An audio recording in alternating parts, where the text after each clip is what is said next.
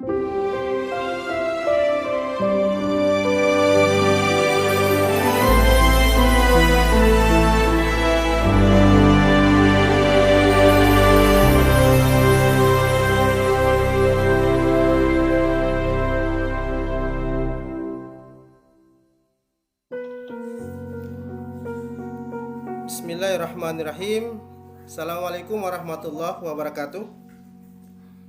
Waalaikumsalam warahmatullahi wabarakatuh. Bismillah walhamdulillah la haula wala quwata illa billah wassalatu wassalamu ala Rasulillah wa ala alihi washabihi wa mawala ma ba'du. Apa kabar adik-adikku peserta didik semua? Apa semua dalam keadaan sehat? Kita semua masih tetap dalam lindungan Allah Subhanahu wa taala. Dan kita walaupun dengan melalui pembelajaran jarak jauh tidak mengurangi semangat kalian semua untuk belajar dan terus berusaha menggapai cita-cita masa depan yang gemilang. Untuk itu mari sama kita buka pembelajaran pada hari ini dengan sama-sama melafazkan basmalah Bismillahirrahmanirrahim. Dan silakan adik-adik peserta didik di rumah mengambil tempat yang nyaman ya, supaya bisa menunjang pembelajaran hari ini dan membuat hati adik-adik sekalian menjadi nyaman untuk menerima pembelajaran pada pagi hari ini.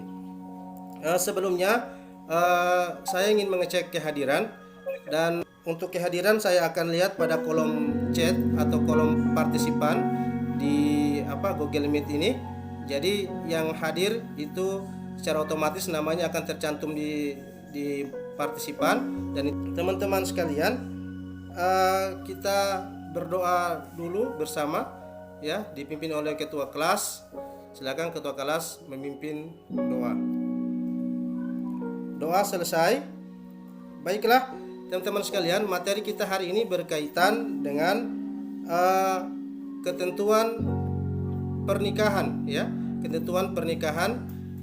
Tapi sebelumnya materi yang kita pelajari pada KD sebelumnya itu berkaitan dengan bekerja keras.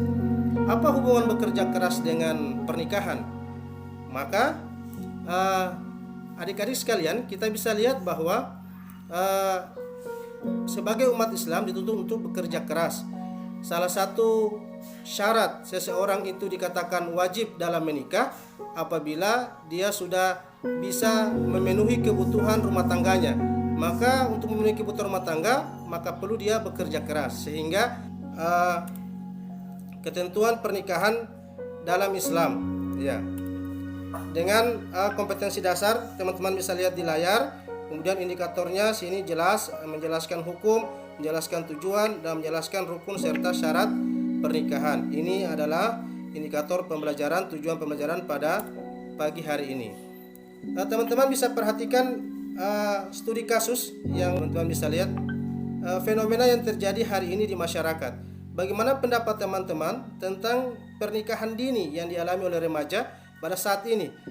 Nah, bagaimana pendapat kalian tentang hal ini? Maka nanti kalian bisa membahasnya dalam kelompok ya. Kalian bisa berbagi kelompok, kelompoknya dibagi sesuai dengan tempat tinggal yang terdekat ya. Membentuk kelompok 4-5 orang.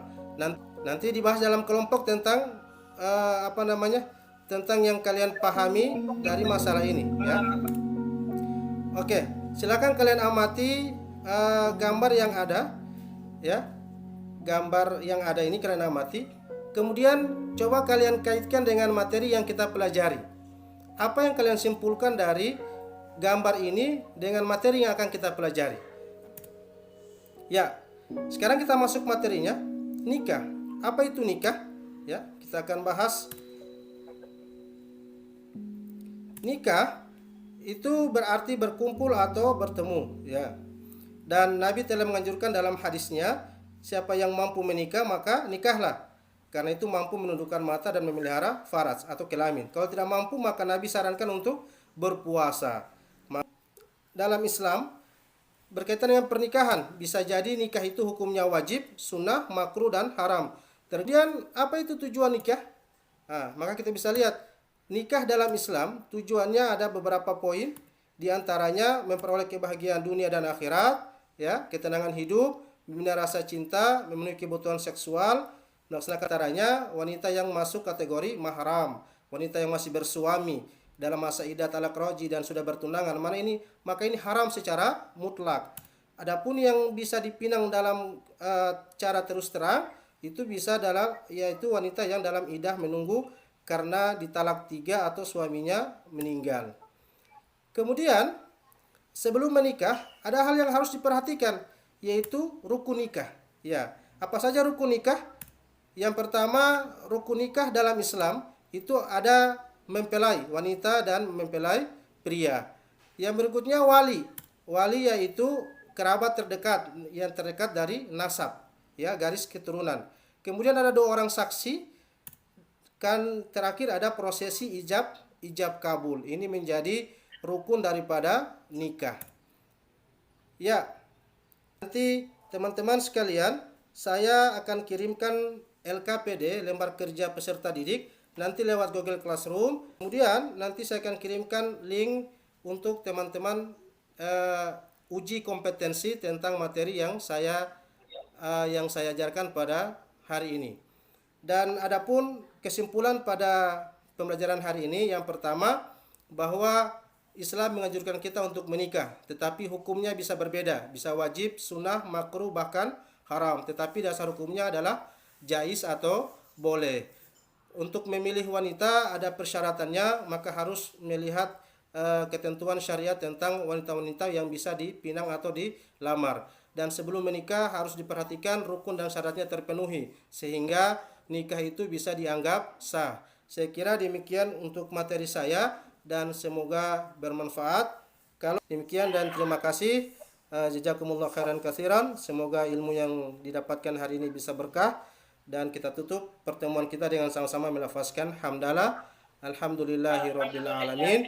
Insyaallah kita ketemu pada pertemuan depan dengan lanjutan materi masih dalam materi ketentuan pernikahan dalam Islam. Billahi taufiq wal hidayah. Assalamualaikum warahmatullahi wabarakatuh. Waalaikumsalam warahmatullahi wabarakatuh.